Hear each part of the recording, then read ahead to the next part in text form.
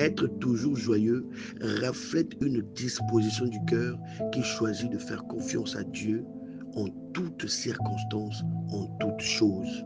La Bible dit dans 1 Thessaloniciens chapitre 5, le verset 6, « Soyez toujours joyeux ». Bien-aimés, nous devons garder une attitude de confiance et de reconnaissance envers notre Dieu.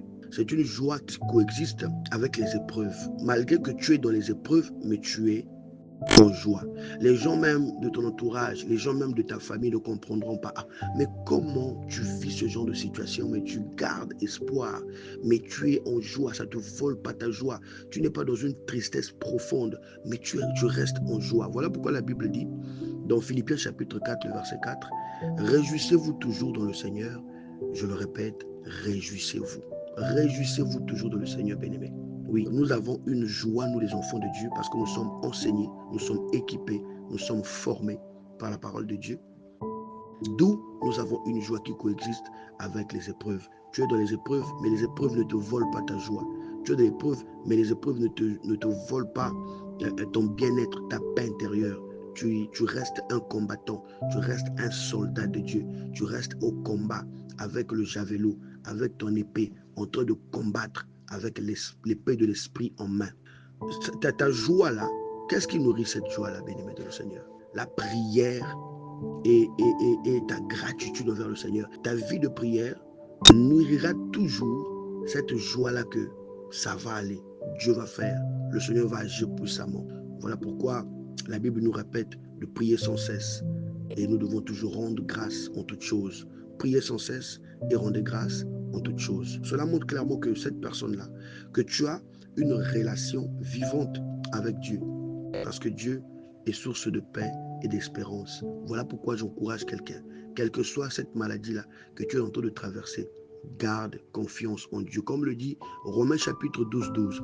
Réjouissez-vous en l'espérance, soyez patients dans l'affliction, persévérez dans la prière. Alors que nous, bien évidemment, nous devons, dans cette vie, sur cette terre, dans notre vie de tous les jours, traverser des moments de douleur, traverser des moments de peine, traverser des moments de doute et surtout des moments de combat. Mais la Bible nous dit que nous devons toujours rester joyeux.